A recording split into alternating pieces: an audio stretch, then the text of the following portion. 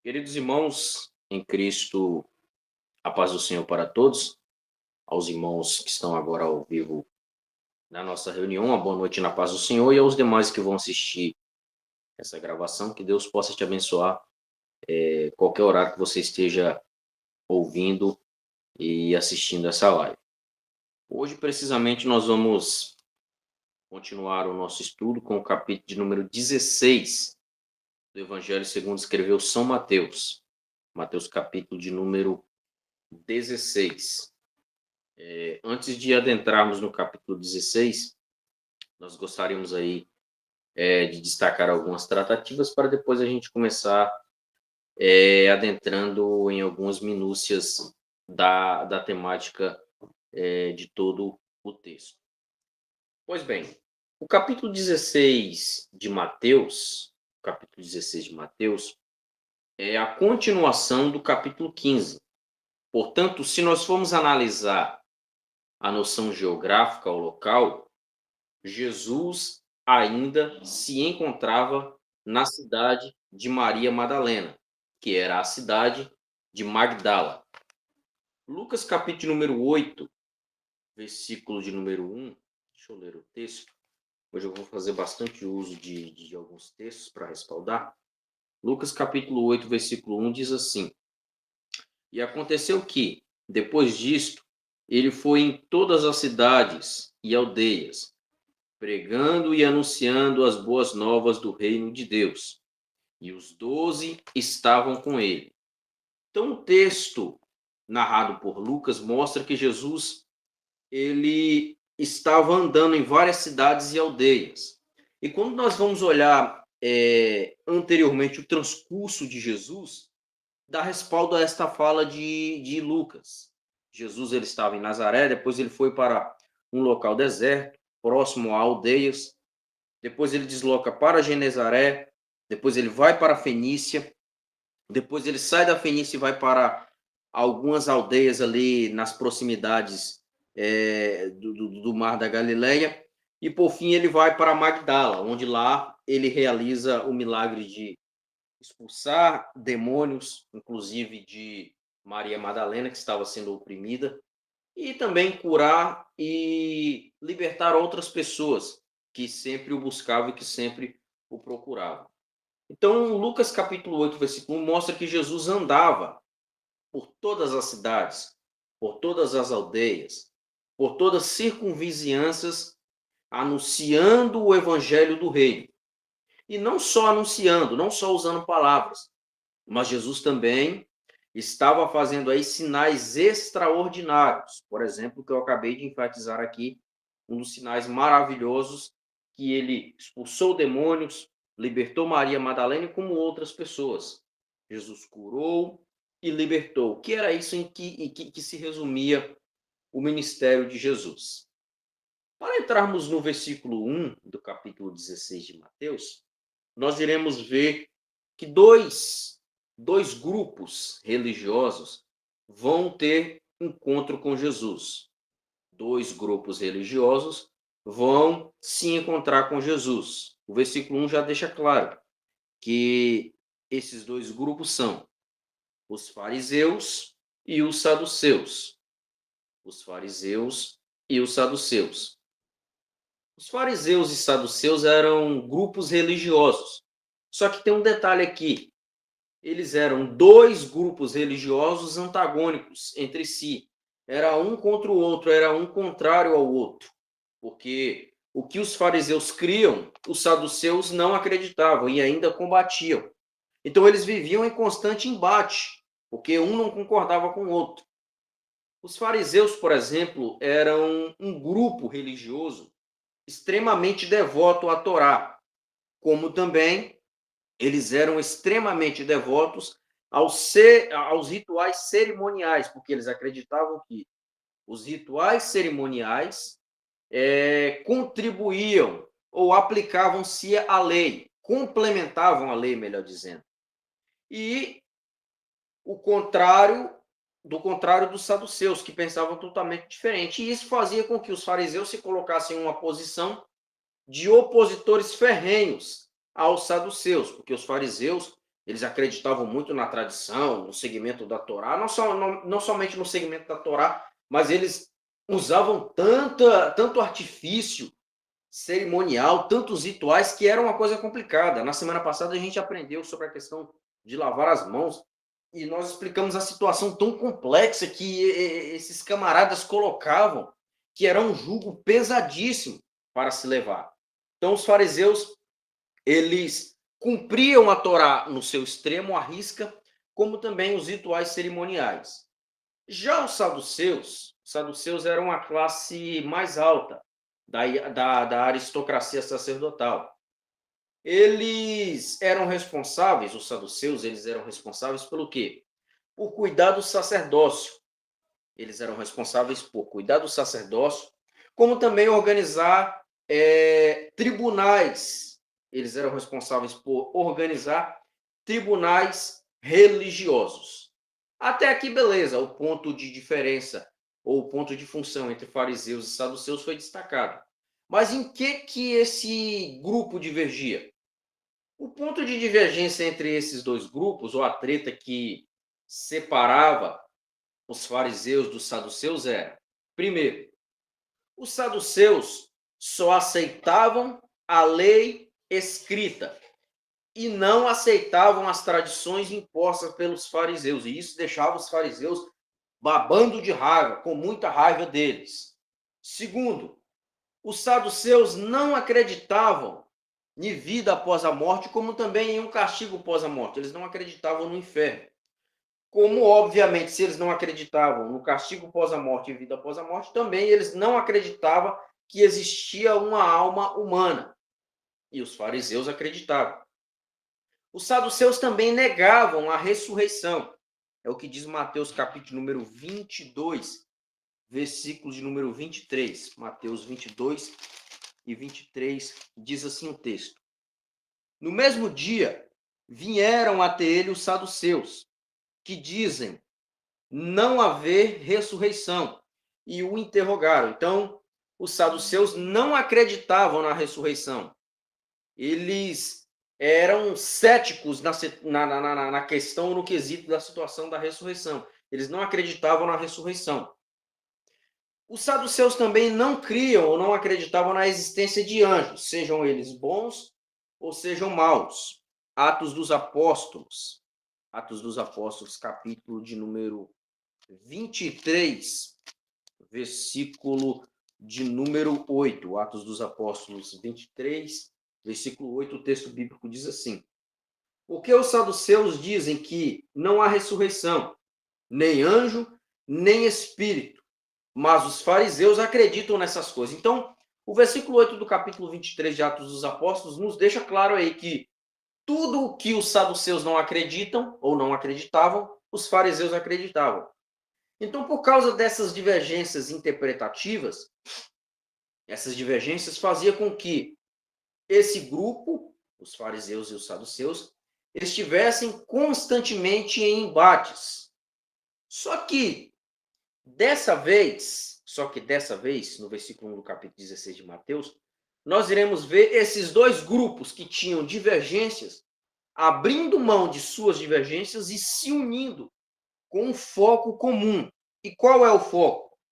Versículo 1 do capítulo 16 diz assim: vieram também os fariseus juntamente com os saduceus, para tentarem a Jesus e lhe pedir que lhe mostrassem algum sinal do céu. Então eles uniram em comum acordo para chegar até Jesus, para tentá-lo, para experimentá-lo, para pedir que Jesus mostrasse algum sinal.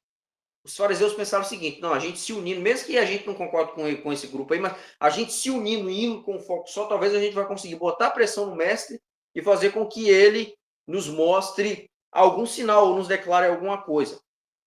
Os escribas e fariseus já haviam pedido um sinal para Jesus, lá no capítulo 12, versículo número 38. Note esse pedido no versículo 38 do capítulo 12.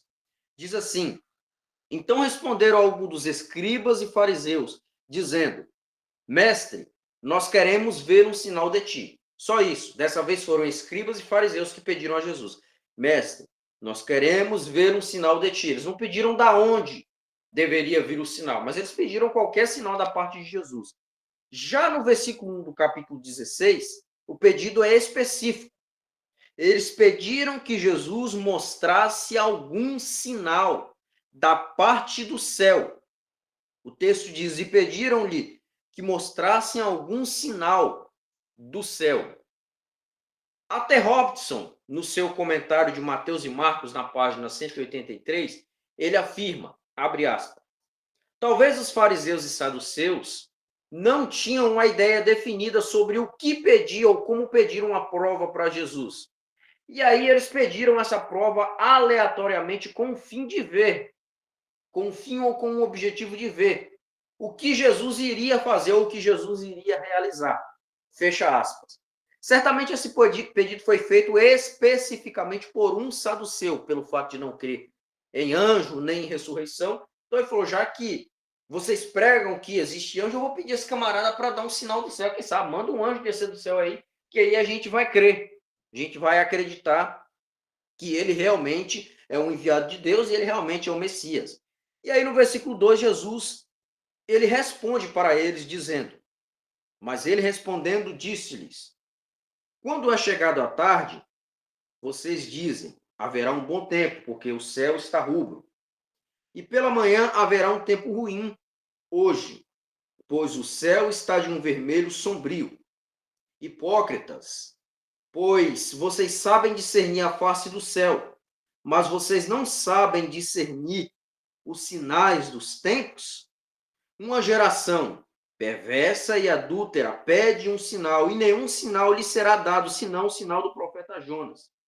E depois que Jesus falou isso, ele deixa eles ali e sai da presença deles. Então Jesus diz, vocês sabem discernir tudo, os sinais dos tempos, mas vocês não sabem identificar, realmente se eu sou ou não o enviado de Deus. Vocês são hipócritas, e uma geração má e perversa pedirá um sinal, mas nenhum sinal lhe será dado, senão o sinal do profeta Jonas. Porque convém, aí volta a citação de Mateus capítulo de número 12, versículo número 40. Assim como o filho do homem esteve, assim como Jonas esteve 3 dias e 3 noites no ventre do peixe, convém que assim também o filho do homem esteja 3 dias e 3 noites no ventre da terra, no seio da terra. Portanto,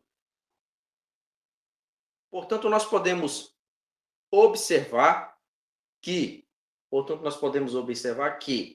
Jesus, ele disse, nenhum sinal será dado para vocês, senão o sinal do profeta Jonas. Porque vocês vão ver que eu realmente sou o Messias quando eu estiver 3 dias e 3 noites morto e ressuscitar depois. Aí vocês vão entender que realmente eu sou o enviado, eu sou realmente o Messias. E aí depois que Jesus fala isso, ele se retira.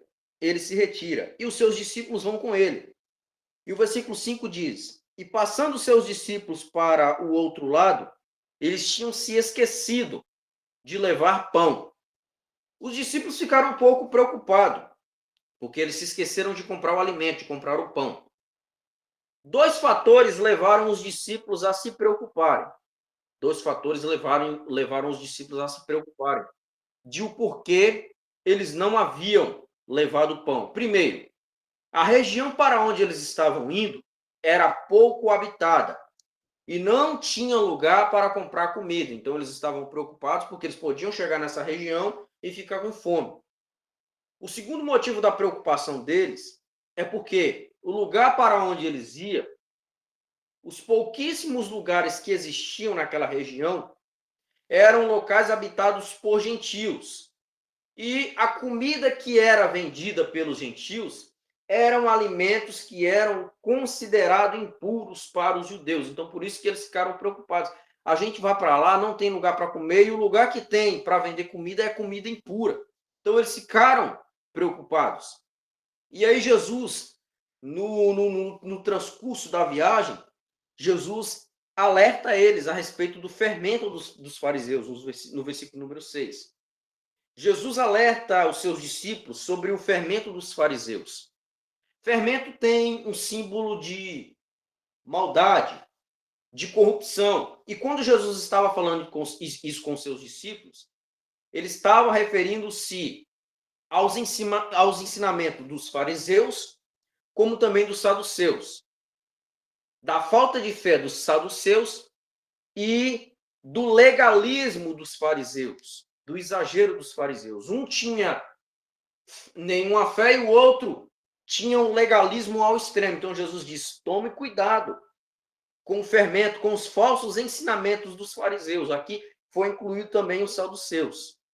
E ao alertar isso, quando Jesus estava falando isso com os seus discípulos, eles entenderam o seguinte: eles estavam com a cabeça tanto nesse negócio de comer, de comprar pão, que se esqueceram de levar comida, que eles pensaram que Jesus estava falando sobre os pães que eles se esqueceram de comprar. Do versículo 7 a seguir diz: e eles arrazoavam entre si, dizendo: é porque nós não levamos pão. Quando Jesus percebeu isso, Jesus disse: ó homens de pequena fé, por que arrazoais entre vós, dizendo não terdes trazido pão? Não compreendeis ainda, nem vos lembrais dos 5 pães e dos 5.000, e de quantos cestos vocês recolheram? Nem dos 7 pães e dos 4.000, e de quantos cestos recolhestes?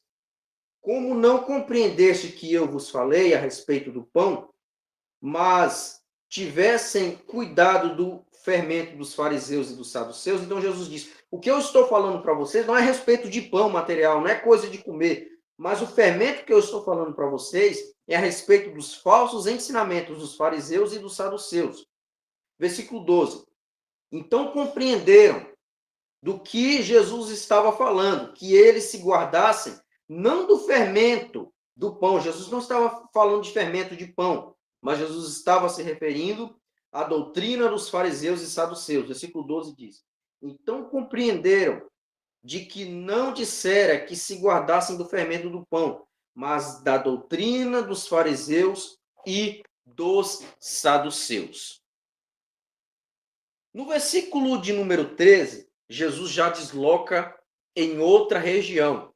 Jesus sai de Magdala em direção, ou na direção, de Cesareia de Filipe. A distância de Magdala a Cesareia de Filipe era entre 40 a 50 quilômetros, aproximadamente. O tempo gasto entre esse percurso era de um aproximado de 1 a 2 horas, aproximadamente. Cesareia de Filipe estava situada ao pé do Monte Hermon. Era um local, era uma cidade que estava localizada aos pés do Monte Hermon. Só que o local para onde Jesus foi com seus discípulos para aquela região não foi precisamente para dentro da cidade, mas foi para um local deserto. Por volta do ano 20 a.C., Herodes, naquela região, aos pés do monte, aos pés desse monte, do Monte Hermon, ele construiu um templo da cor branca e totalmente coberto de mármore, onde ele dedicou esse templo a César Augusto. E todas as pessoas que moravam naquela circunvizinhança deveriam prestar culto nesse templo a César Augusto. Só que quando Herodes morreu, a cidade ficou nas mãos de seu filho, que o sucedeu. O seu filho chamava-se Herodes Filipe. E Herodes Filipe fez o quê? Ele ampliou esse templo e o embelezou, como também ele deu uma reformada geral na cidade. E aí, como ele fez tudo isso, ele nomeou esse local como a Cesareia de Filipe. Eis aí o porquê o nome desse local ser Cesareia de Filipe.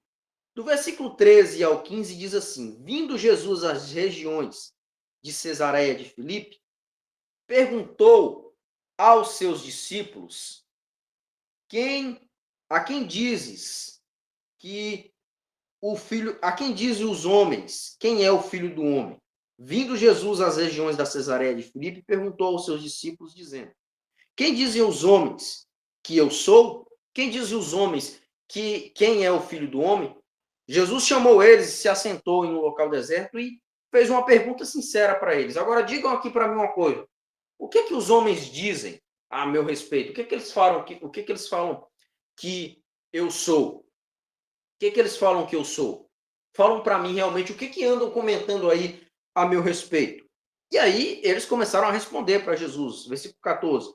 E eles disseram: alguns dizem que o Senhor é João Batista, outros dizem que o Senhor é Elias, outros dizem que o Senhor é Jeremias, ou o Senhor é um dos profetas desconhecidos. Aí Jesus diz: beleza, o que o povo está falando sobre mim, eu já entendi, mas o que vocês dizem que eu sou? O que vocês acham que eu sou? Quem que vocês acham que eu sou? E o versículo 16, Pedro toma logo à frente e diz: Senhor, tu és o Cristo, o Filho do Deus vivo.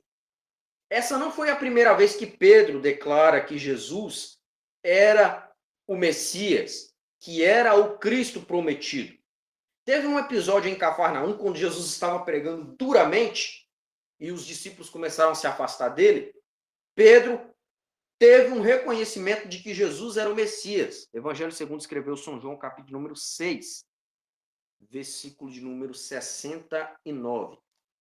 Evangelho segundo escreveu São João, capítulo número 6, versículo número 69. Vou começar a partir do 68, que diz assim: Então Simão Pedro respondeu-lhe: Para quem iremos nós?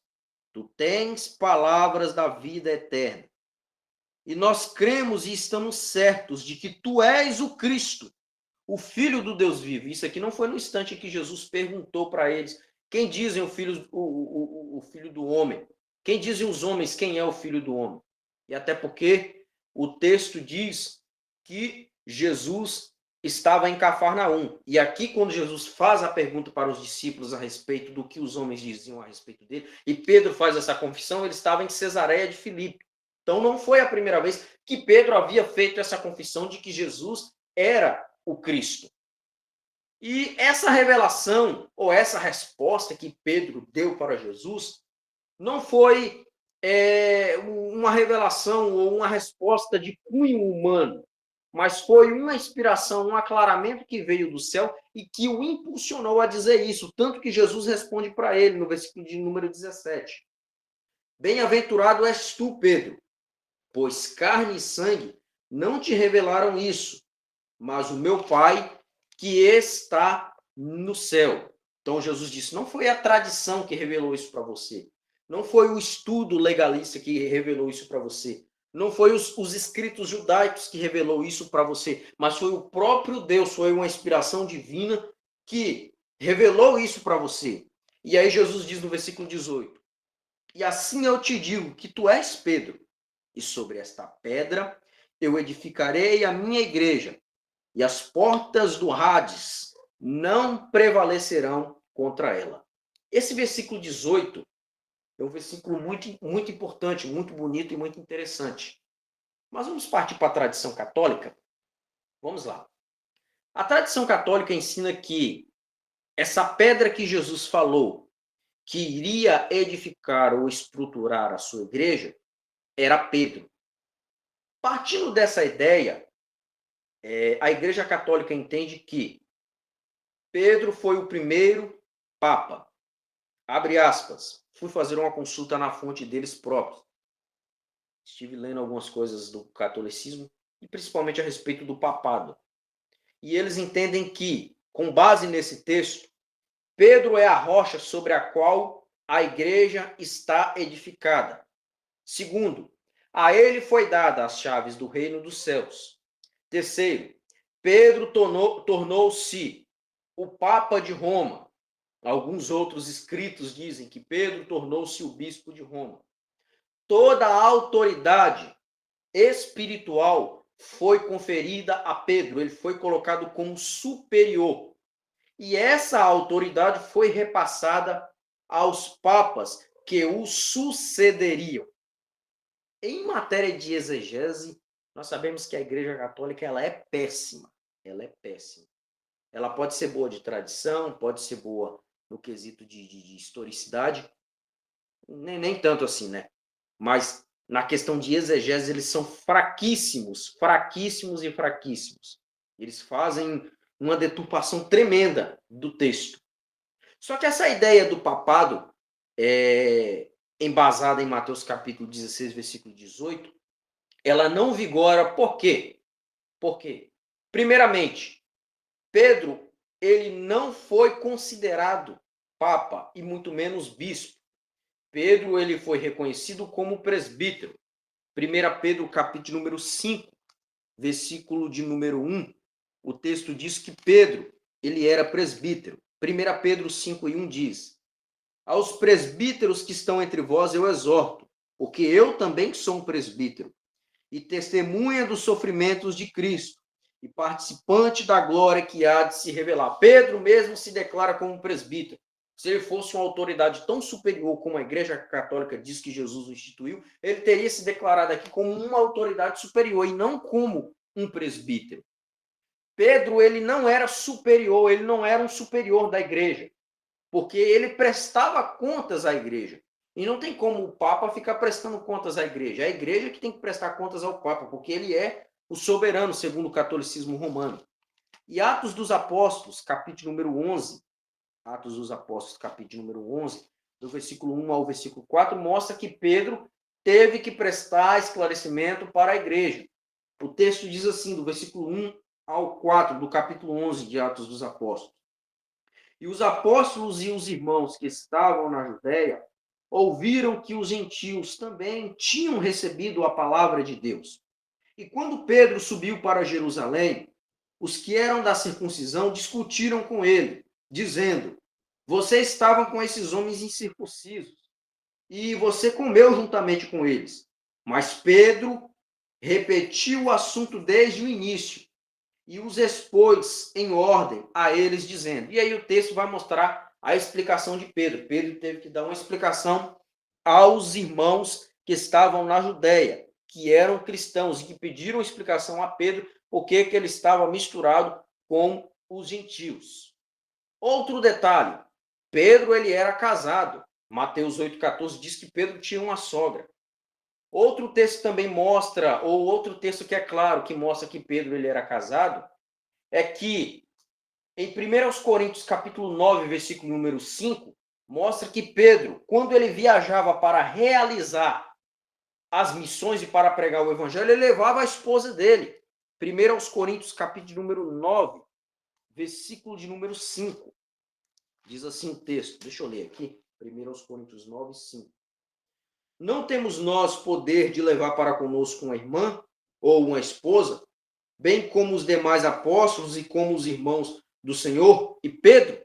Então, Paulo diz, será que nós não temos direito de levar nossa esposa conosco, como Pedro e os demais irmãos? Então, aqui mostra que também Pedro ele era casado e tinha uma esposa. Ainda se, com tudo isso, mostrando, os católicos ainda optam em bater na tecla dizendo que Pedro ele foi o primeiro papa instituído por Deus, a gente vai para o ponto fraco deles, que é a exegese. Como eu já disse aqui, eles são fraquíssimos em exegese. Uma exegese do texto, versículo número 18, provará que a igreja que Jesus falou que iria estabelecer, que ele estabeleceria, não seria posta ou estruturada sob Pedro. Vejamos, vamos repetir a leitura do texto. Jesus disse, no versículo 18, e eu também te digo que tu és Pedro, para que a palavra Pedro em grego é Petros, que significa pequena pedra ou fragmentos de pedra. Então, não tem como a igreja de Jesus ser estruturada sobre fragmentos. A igreja de Cristo tem que ser estruturada sobre uma rocha sólida. E o texto continua mostrando. Jesus diz, e também eu te digo que tu és Pedro, tu és uma pequena rocha. Jesus diz, eu te digo uma coisa, você é um pequeno fragmento, você é uma pequena rocha. Mas sobre essa pedra, quando ele diz sobre essa pedra, ele não apontou para Pedro, ele estava falando de si mesmo. E a palavra pedra no grego, significa grande rocha. A palavra pedra é petra em grego, que significa grande rocha. Rocha solidificada e não fragmentos de rocha. Aplicando isso a Jesus e não a Pedro. Quem era a rocha solidificada? Pedro ou Jesus? Então a igreja não seria estruturada em fragmentos de rocha, mas ela seria estruturada na rocha solidificada, na grande rocha, que seria Cristo. Então Jesus disse: sobre mim eu vou edificar a igreja. Você é uma pequena rocha, você é um fragmento de rocha, mas eu vou estruturar a minha igreja sobre a rocha sólida. E as portas do inferno não prevalecerão contra ela. Jesus estava dizendo: a este povo que eu vou escolher, que vai ser a minha igreja, o Hades não terá poder sobre eles. O Hades não terá poder sobre a alma deles. Porque se eles morrerem, eles não vão para o domínio do Hades, eles não vão para o domínio do inferno. As portas do inferno não vão prevalecer contra essas almas que eu vou comprar e vou aderir para a minha igreja. Então Jesus estava dizendo: a igreja seria estruturada nele e o poder do inferno, o domínio do inferno não estaria sobre aqueles que seriam chamados para fora, que são os eclésias de Deus, que são os chamados para fora. O versículo número 19 é outra deturpação dos católicos aqui. Olha o que Jesus fala para Pedro: e eu te darei as chaves do reino do céu. E tudo quanto ligares na terra será ligado no céu, e tudo quanto tu desligares na terra será desligado no céu. Aqui ele se assegura dizendo o seguinte: Jesus ele colocou Pedro como maioral, Jesus colocou Pedro como o superior, como o destaque entre os discípulos. Só que essa fala de Jesus, ela não foi endereçada somente a Pedro. Jesus não falou diretamente para Pedro: eu estou te dando autoridade, você vai ser o maioral. Se isso fosse realmente verdade, se Pedro tivesse sido colocado como superior entre os discípulos e Jesus teria colocado ele realmente como um papa, se isso fosse um fato tão verídico, os discípulos naquele momento iriam entender que Pedro era o superior. Só que lá no capítulo 18 de Mateus, versículo número 1, os discípulos começaram um grande debate sobre quem era o maior entre eles. Então, se Pedro, no capítulo de número 16, versículo número 19, tivesse sido realmente reconhecido como superior e maioral e sido estabelecido como papa, não haveria uma discussão entre os discípulos no capítulo 18, versículo 1, sobre quem seria o maior entre eles. Eles não teriam debatido quem seria o maior entre eles. Mas o que Jesus quis dizer? Quando Jesus estava falando para Pedro, ele não estava endereçando somente a Pedro, mas ele estava falando para o colégio apostólico no geral. Quando Jesus falou que daria as chaves do reino do céu a Pedro, ele estava dizendo: eu vou te dar autoridade, vou dar autoridade para vocês. Chaves indicam autoridade. E essa autoridade foi dada a Pedro e há uma prova nisso. Pedro usou as primeiras chaves do reino no dia de Pentecostes, quando o Espírito Santo desceu sobre aqueles irmãos do cenáculo. E Pedro, cheio do poder do Espírito Santo, pregou com tanta ousadia que 3.000 almas ouviram a pregação do Evangelho e se converteram. Então, foi essa autoridade que Jesus tinha dado para Pedro, a autoridade de pregar o Evangelho com autoridade, com poder, com manifestação e fazer com que as almas ou os ouvintes se convertessem a ele, se convertessem a Jesus. Então, essas chaves que Jesus estava falando, chaves do reino do céu, são autoridades que o Senhor outorgou a todos que têm a incumbência em anunciar os seus oráculos. Não foi somente aos apóstolos, mas Jesus estava dizendo: a qualquer um que ter a incumbência de anunciar o meu evangelho, de anunciar os meus oráculos, eu estou dando autoridade do céu para que vocês preguem com veemência, com força e com poder. Tem outra coisa que Jesus disse aqui no versículo número 19 que é necessário ser destacado. Tudo quanto tu ligares na terra, será ligado no céu. E tudo quanto tu desligares na terra, também será desligado no céu. Aqui os católicos se afirmam na questão da confissão. Que tudo que o Papa designar, vai ser designado, porque ele tem a total autoridade. A autoridade do céu foi dada para ele. Então, tudo que ele decidir para ser ligado, vai ser ligado. E tudo que ele decidir para ser desligado, será desligado.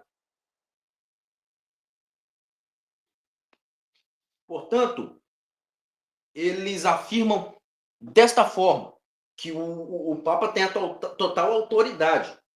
Só que o que significa essa fala de Jesus sobre ligar e desligar? O comentário Beacon explica que, abre aspas, ligar e desligar parece representar em aramaico os termos técnicos do veredito de um professor da lei, que, baseando-se no seu conhecimento oral da lei, declara o que é certo ou o que é errado. Fecha aspas.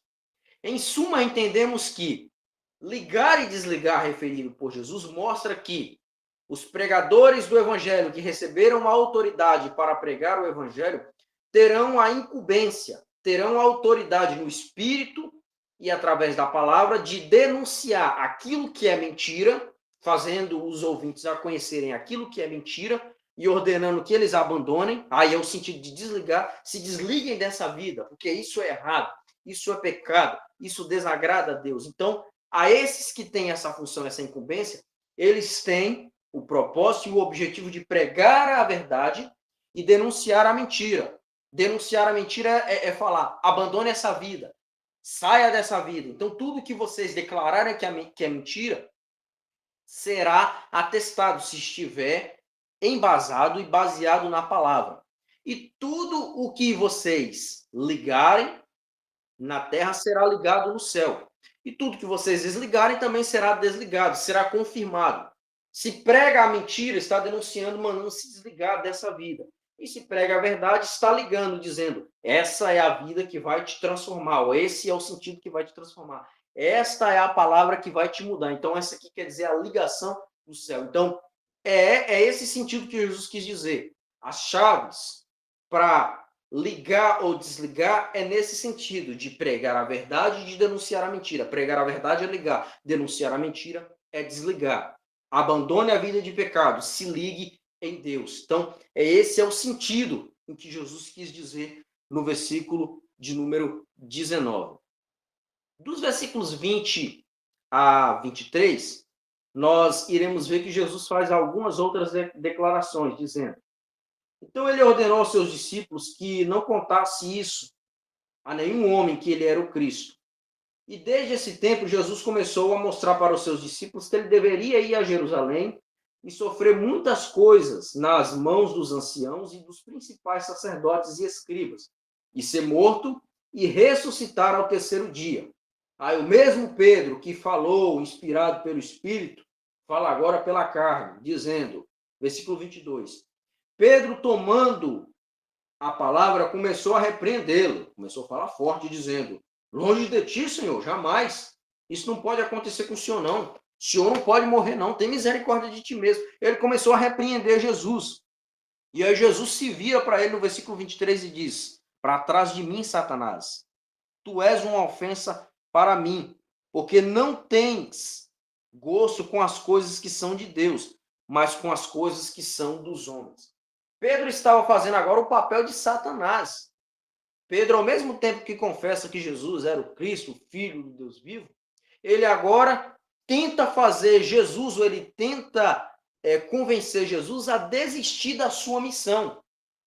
E Jesus o repreende, mostrando que ele estava agindo como o diabo. É tanto que Jesus foi enfático e direto, dizendo, para trás de mim, Satanás, dizendo, você está fazendo o papel do diabo agora. A mesma boca que você deu lugar para ser inspirado para declamar que eu sou Cristo, é a mesma boca que agora você está agindo ou se declarando como o diabo, com o objetivo de me fazer desistir da minha obra salvadora, que o Pai incumbiu para mim. Do versículo 24 ao 27, Jesus fala sobre negar a si mesmo e tomar a sua cruz. Diz assim o texto. Então disse Jesus aos seus discípulos, se algum homem quiser vir após mim, negue-se a si mesmo, tome a sua cruz e siga-me. Porque aquele que quiser salvar a sua vida, perdê-la-á. E quem perder a sua vida por minha causa, achá-la-á. Pois que vantagem tem o homem em ganhar o mundo inteiro e perder a sua alma? Ou que dará o homem em troca da sua alma? Porque o Filho do Homem virá na glória de seu Pai, com seus anjos, e então recompensará a cada um segundo as suas obras. Jesus está falando sobre negar a si mesmo, não amar a sua vida. Aquele que não ama a sua vida e desgasta ela por amor a Jesus, vai encontrar a vida eterna. Só que aquele que abrir mão de Jesus para viver os seus prazeres, será envergonhado e vai perder a sua vida de forma literal. E Jesus diz: eu virei na minha glória com os meus anjos e eu vou recompensar a cada um segundo as suas obras. No juízo final, cada um receberá a recompensa segundo as suas obras. Um outro texto ou um outro versículo intrigante é a fala de Jesus no versículo 28. E aqui a gente já fecha o estudo de hoje. E aqui eu já fecho também a minha participação. Olha o que Jesus diz no versículo 28. Em verdade eu vos digo, alguns dos que aqui estão não provarão a morte até que vejam o Filho do Homem vindo em seu reino. Note que no versículo Jesus estava falando, alguns dos que estão aqui não vão provar a morte, até que vejam o Filho do Homem vindo em seu reino. Jesus morreu, ressuscitou, foi assunto aos céus. Aqueles discípulos que ouviram isso, viveram, morreram e não viram o Filho do Homem vindo em seu reino. E aí? Essa palavra se cumpriu ou não?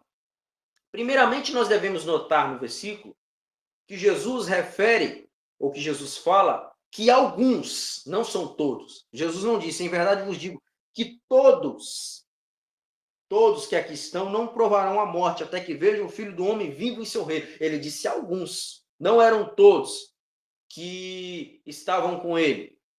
Não eram todos que estavam junto com ele que não morreriam até que vissem ele vindo em seu reino. Aqui não pode ser a referência da vinda de Cristo em glória, porque Apocalipse capítulo número 1, versículo número 7, deixa claro o seguinte. Deixa eu ler o texto. Apocalipse 1, 7, diz assim. Eis que ele vem com as nuvens, e todo, não é alguns, e todo olho o verá, e também aqueles que o transpassaram, e todas as famílias da terra se lamentarão por causa dele. Assim seja. Amém. Então, aqui não se refere à sua vinda em glória, porque todo olho verá, e não alguns. E aqui Jesus diz, alguns dos que estão aqui não provarão a morte até que vejam o Filho do Homem vindo em seu reino. Então, descarta essa história de que alguns não provarão a morte até que vejam Jesus vindo em seu reino. Existem dois pontos de interpretação para esse texto.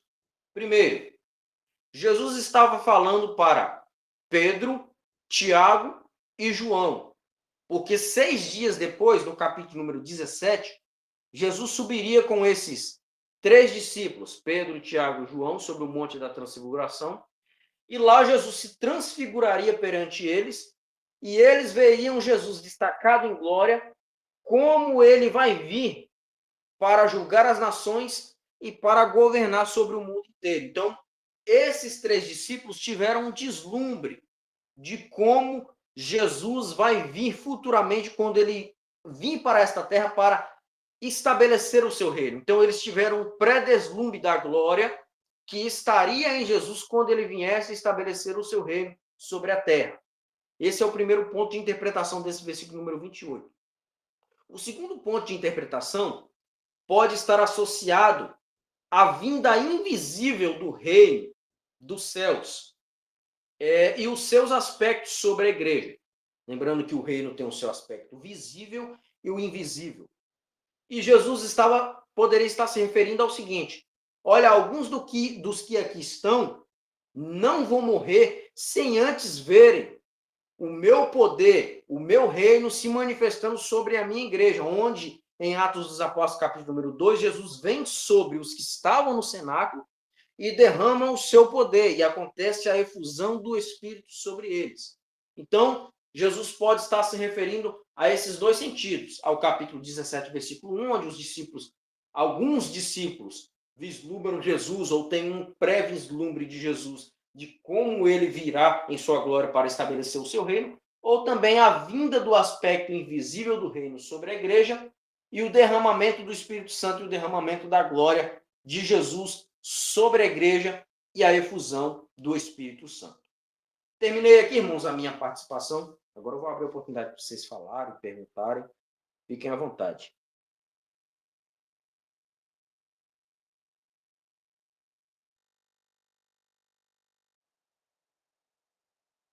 Tem alguma coisa aí para falar? Da minha parte está tranquilo.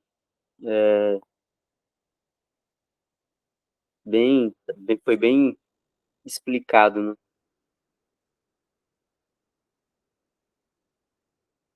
Então, amém, irmãos. Bom, já fechei minha participação. A partir da semana que vem, os capítulos 17, 18, 19 e 20 vão ficar aí para o nosso irmão Lael. Depois eu vou passar para ele. Não sei, ele não pôde estar presente, talvez motivo justo. Lael não é de faltar nas lives de estudo. Então é isso que eu tenho para passar hoje para vocês, a respeito do capítulo 16 de Mateus. Pois a aula vai ficar gravada, eles vão postar. Se vocês quiserem ouvir novamente, tomarem nota de alguns textos que eu destaquei, fiquem à vontade, tá certo? Bom, não havendo mais nada a tratar, nós vamos encerrar a reunião. Eliseu levantou a mão? Eu apertei sem querer. O meu computador deu tilt. Aí eu tô tentando parar a gravação aqui, mas no celular não consigo. Eu esqueci de fazer a oração no início, mas a gente faz agora a oração no final para Amém, encerrar, amém. essa live. Eliseu, pode orar o Senhor. Amém, vamos orar. Pai, muito obrigado por mais esse estudo, por mais uma parte da tua palavra que nos foi revelada e pelo Senhor, né, sustentar a sua igreja que foi edificada em ti, que foi edificada no Senhor, e que nós possamos tomar nossa cruz e permanecer fiéis ao Senhor até o momento em que o Senhor bradar nas nuvens para nos buscar. Eu glorifico ao Senhor, agradeço ao Senhor pela vida de cada um dos irmãos que puderam participar hoje, aqueles que não puderam também, por algum motivo que seja, o Senhor conhece o coração de cada um. Eu peço ao Senhor para que permaneça conosco e, se o Senhor nos permitir, semana que vem nós estaremos novamente aprendendo um pouco mais da tua palavra, nos reunindo e prosseguindo em crescer na graça e no conhecimento do Senhor. É por isso que nós te louvamos e te agradecemos. Amém. Amém, irmãos. Tenham todos uma boa noite e fiquem na paz do Senhor.